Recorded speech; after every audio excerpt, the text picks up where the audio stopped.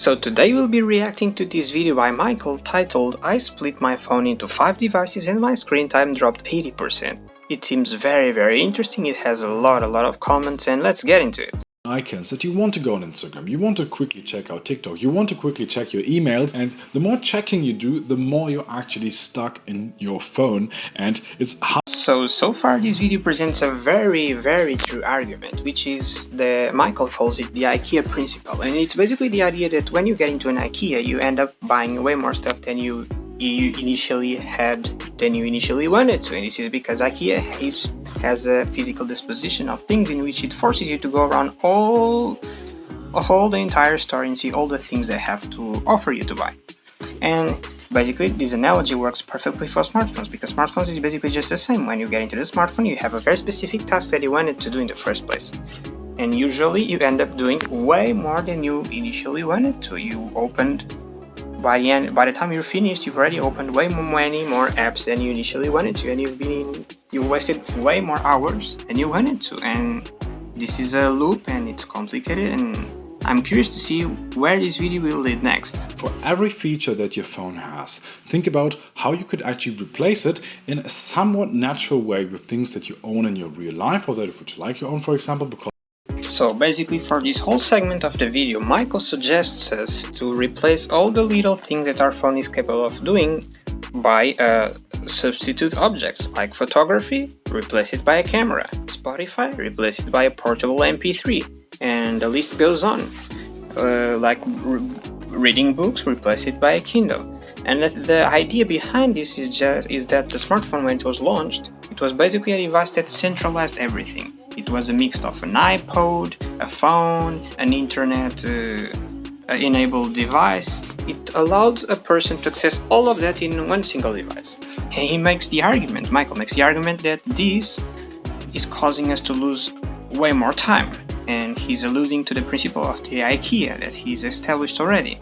But I would argue that this is not entirely true, in the sense that although I agree with his premise that of course phone is a centralized device and of course we do end up spending a lot of time in it, I would say that here it's a situation in which correlation is not causation. Because although this is all correlated, I don't think that centralization is the direct cause of the loss of time. And I would rather blame it on how apps are designed and all the enterprises that are behind them, who are directly profiting from the copious amounts of time you spend on your phone. So I would say that that's the root cause of all this. It's how things are built and not the centralizing device itself. But of course, besides that, for sure that I agree that decentralizing it and subdividing all your tasks into different devices does fix the problem. However, it does fix the problem not because centralization was the problem in the first place, but because these other secondary decentralized devices like the camera, the MP3, and on are not affected by this problem with the applications having mechanisms to make you spend the most time possible inside them, because those devices don't have apps in the first place. They're designed to be very efficient. They do one thing and they do it very well and quickly.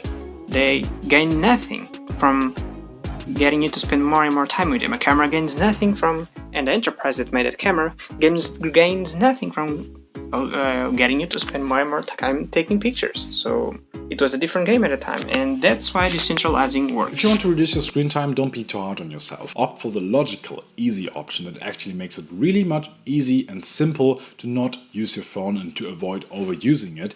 And so Michael also makes this very interesting comment about how in Germany, which I suppose is where he lives, a lot of things are compulsory to be digital, if I'm understanding correctly, like the train or the bus ticket, something like that. And it's true, the digitalization is getting more and more a reality that will just become the only existent reality, since it's literally more practical than the physical thing and it's harder to get lost.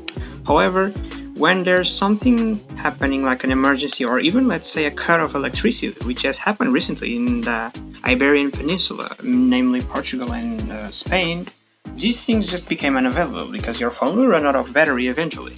And so it is a situation to be analyzed, and in my opinion, I think it's always good to have a backup plan, namely paper and all these analogical devices. Don't forget to like, share and subscribe. I'm Techinthehouse and I see you next time.